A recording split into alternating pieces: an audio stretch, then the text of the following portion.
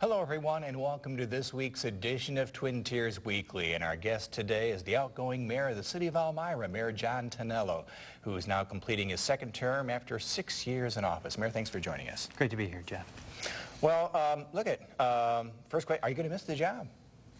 You know, there are definitely aspects of the job I'm going to miss. And when I first ran 6 years ago, I'd never run for office before. I'd covered government as a reporter. And you never quite know what you're going to get into, but there's such great people that I've worked with at City Hall and in the community. I'll certainly miss a lot of it. Before we review the last 6 years, what are your future plans? Well, I tell people that I'll go back to having just one job. My job at Cornell in February will be my 9th year at Cornell. So I'll be able to put my full focus on that. And there are a couple of projects I've been working on. As a former reporter and someone who's worked in government, you know, I see that there's a real opportunity to expand sort of the coverage of state and local government, particularly on the state level. And I, a couple years ago, formed a company called Upstate Democracy to pursue that. And I hope to work with some folks to really build more interest and a clearer look at state government and how it impacts local government and everybody's lives, and spend some time working on that. And we're going to see that with school districts this coming year for sure. Right. Put their budgets together. Exactly. Now, in your first summer in office, 2006, I believe, city employee paychecks bounced. You then discovered city council and inherited a $3.1 million deficit. Was bringing the city back from the brink of bankruptcy the accomplishment you're most proud of? Yeah, it's the one that had the biggest impact. You know, when I took office, it was interesting. I think the first week I was in office, the professional pioneers announced they weren't coming back. A couple months later, the Armory collapsed.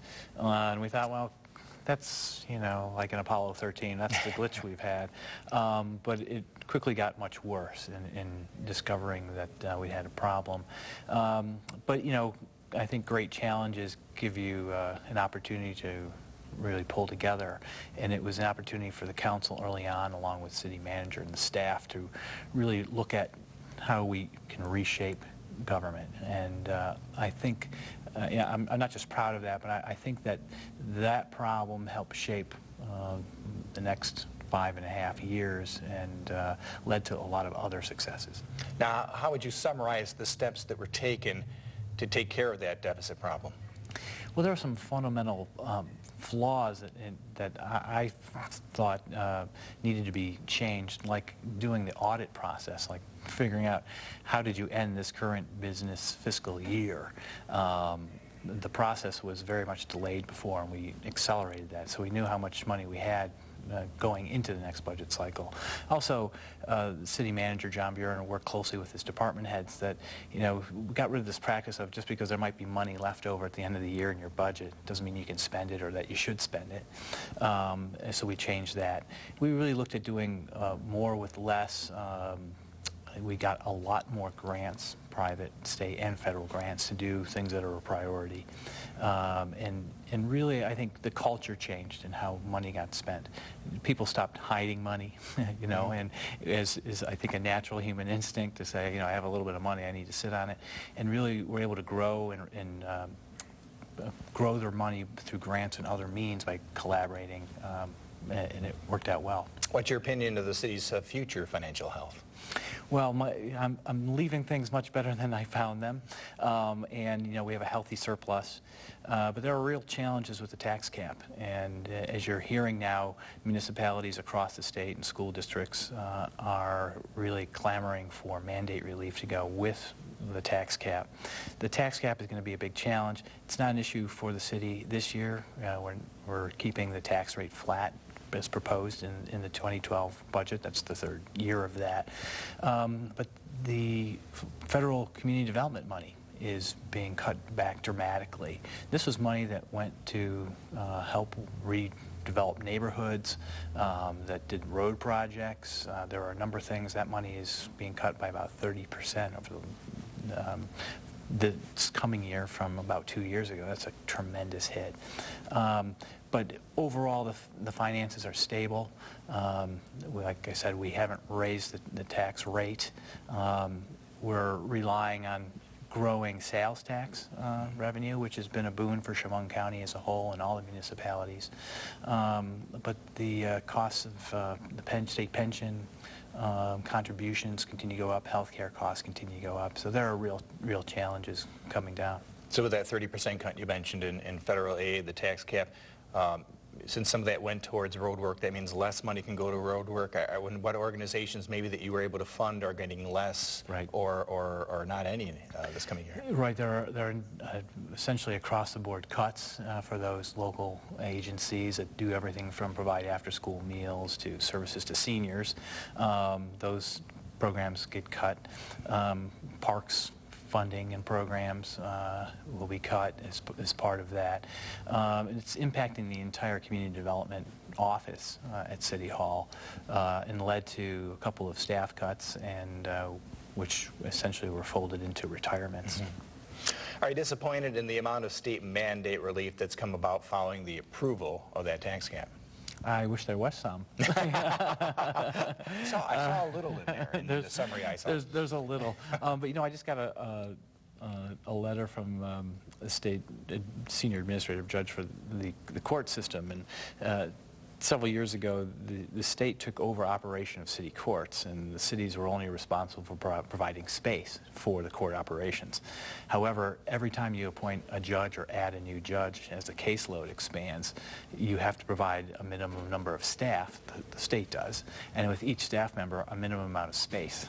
So when Judge Forrest, for example, went from a part-time judge to full-time judge, we were already overcrowded in City Hall, and the additional staff and resources really put a burden on the city. That's a mandate that you're mandated to provide the space, which is at a premium, which is very costly, and you have to be able to accommodate those things. Pension relief is not likely to come, which is too bad. The state is sitting on a big pile of cash in the state pension fund.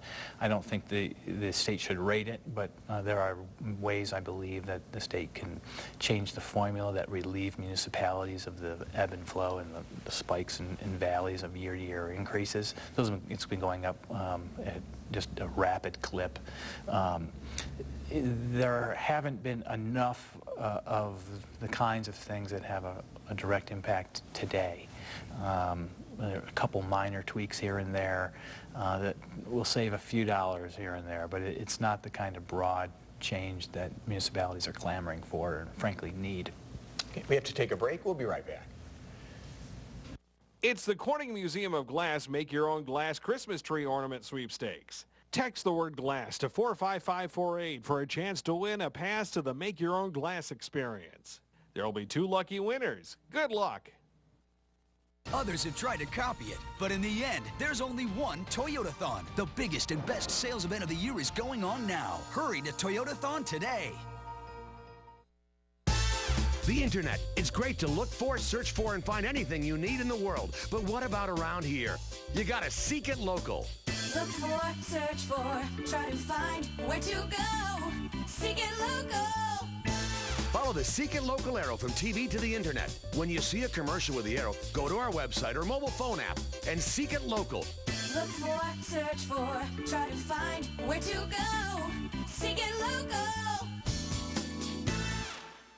Follow Twin Tiers News on WETMTV.com. Breaking news, fast. Bringing you in-depth local coverage of events that affect Elmira, Corning, and the Twin Tiers. All your local, national, and international news, sports, and weather in one convenient place on the web. WETMTV.com. Coverage you can count on. Sunday night, it's a showdown in San Diego with Ray Rice leading the Ravens march towards the playoffs. But Phillip Rivers and the Chargers are standing in their way. Ravens, Chargers. Sunday night is football night, only on NBC. A new $1 Million quiz show is about to drop. One question wrong, you're gone. I don't know. And if you're wondering where they go, who cares? Who's Still Standing, a week-long holiday event, Monday, 8, 7 Central on NBC. Visit Jungle Critters Pet Shop and Grooming today. We have the best companion animals, toys, and supplies for the pet enthusiast. At Jungle Critters, we're inspired by our love of animals and our passion for dogs. Pets aren't just pets, they're family. Jungle Critters Pet Shop and Grooming.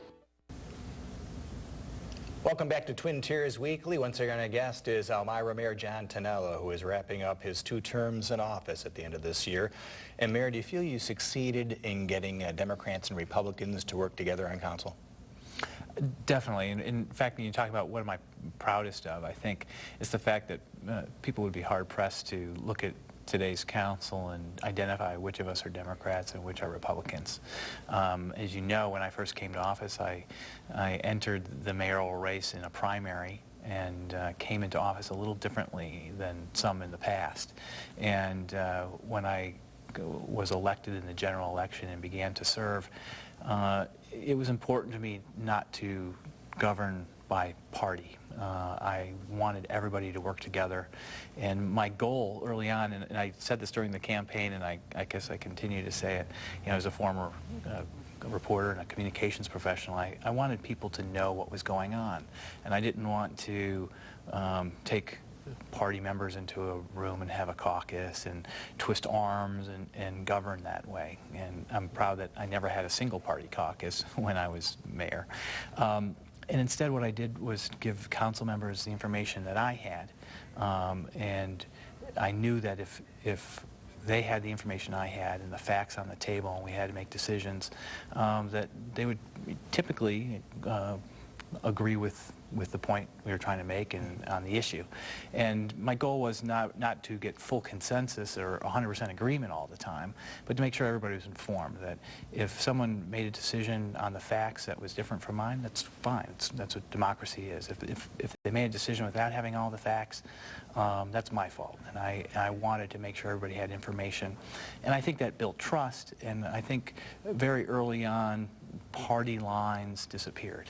And it remained that way for the rest of my tenure. And I think, I was telling someone that city governments or governments will always get the roads paved and plowed and the trash picked up, even if a council is bickering and fighting. But a council that is working well together can move a municipality forward in leaps and bounds. And I think we really made some big decisions and made some big leaps forward in this time because the council got along and didn't hew too closely to their party lines. Now, as soon as you began, John Buren was city manager when you started, I believe. Is that right? He actually was Sam Marachi retired, and we appointed John as interim. Was that within your first year? Yes. Okay, and it was close. So yep, and John was appointed interim city manager, and we conducted a national search, and John obviously was the finalist, and we hired, and we took off the interim, I think, about March or April of 2006. How was your relationship with the city manager through these years? Great. You know, early on, I didn't know John, and he didn't know me before we started working together. And we had a very complimentary style. Always very open.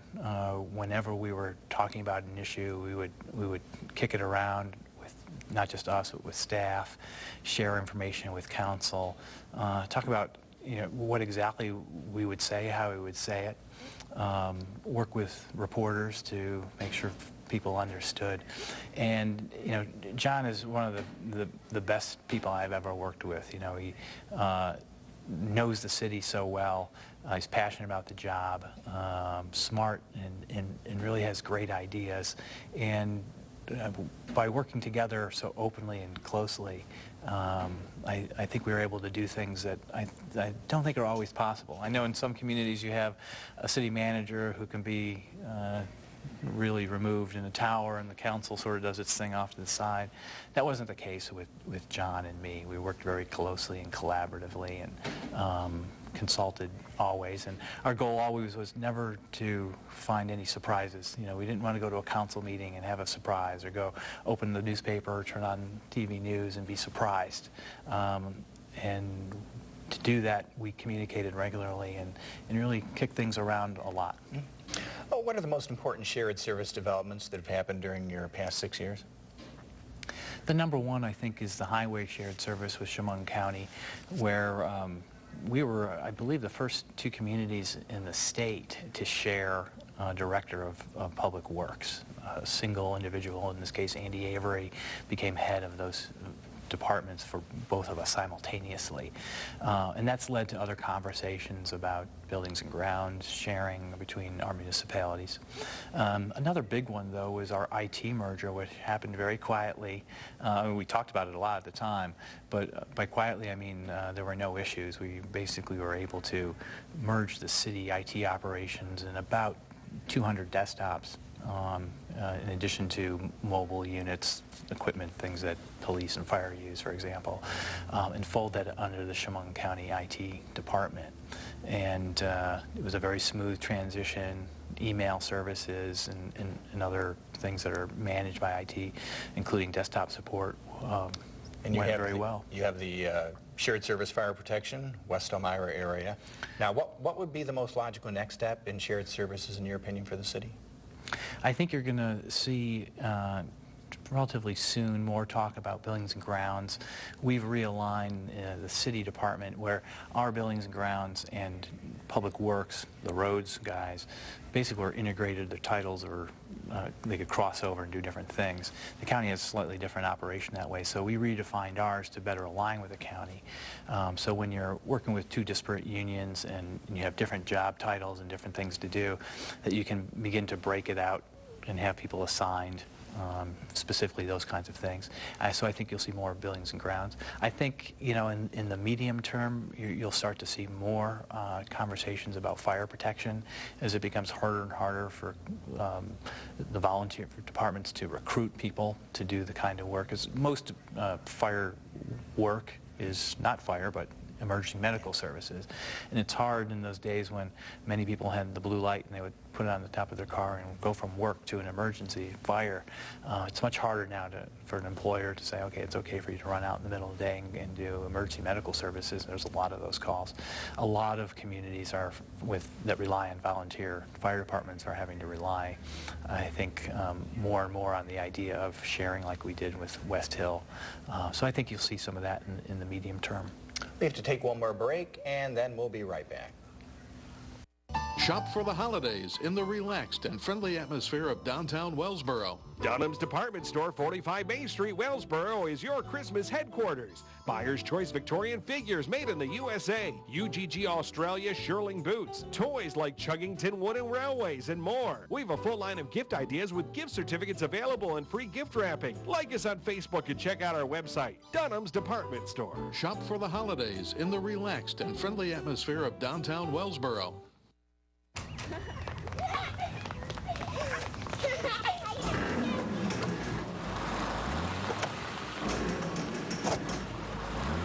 Let State Farm agent PJ Gingrich handle all the moving parts to your insurance. Whether it's for auto, home, life, or financial services, PJ is there with more ways to help and more ways to save. Call or visit PJ today. Like a good neighbor, State Farm is there.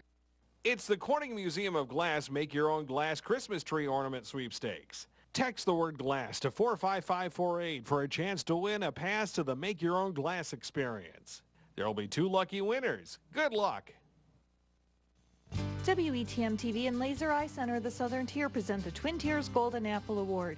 Go to WETMTV.com to nominate an outstanding educator. We'll announce our recipients weekly during WETM 18 News Today. Welcome back to Twin Tiers Weekly. Once again, my guest is Elmira Mayor John Tonello, and we talked about what you felt was your best accomplishment, what you were most proud of earlier on. What was your biggest disappointment, or what was the most frustrating development for you? In government, things tend to work kind of slowly.